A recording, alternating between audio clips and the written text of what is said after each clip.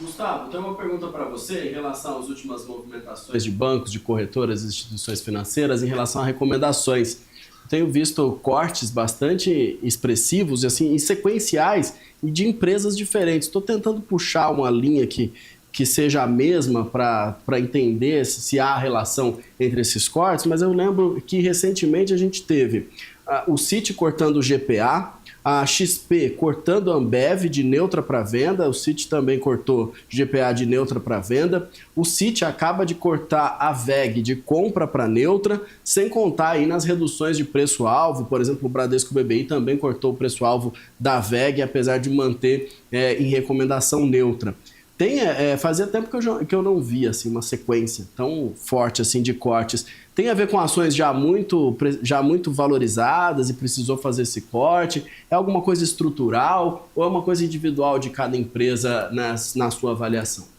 Bom, cada analista, obviamente, segue a sua metodologia, cada casa segue a sua metodologia, então a gente não pode cravar que a regra é a mesma para todos.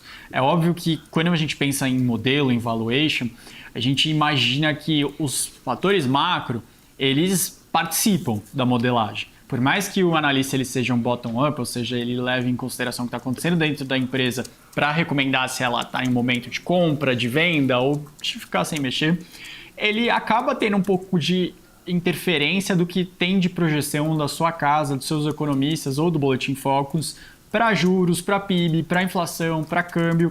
E a gente viu ao longo desse último mês ou das últimas semanas, algumas revisões de corte de juros projetado para o final desse ano, passando para o primeiro trimestre do ano que vem. Isso pode parecer pouco, mas 1% de juros a mais pode significar centenas de milhões de reais a mais em despesas financeiras para uma ou outra companhia, o que não é pouca coisa. Então isso pode ter provocado sim algumas revisões um pouquinho mais negativas. Tem uma questão que a gente também viu dados de economia mais fracos, mas é claro que cada setor tem suas particularidades. Algumas empresas que estão sendo revisadas para baixo passam por momentos mais delicados dentro do seu setor.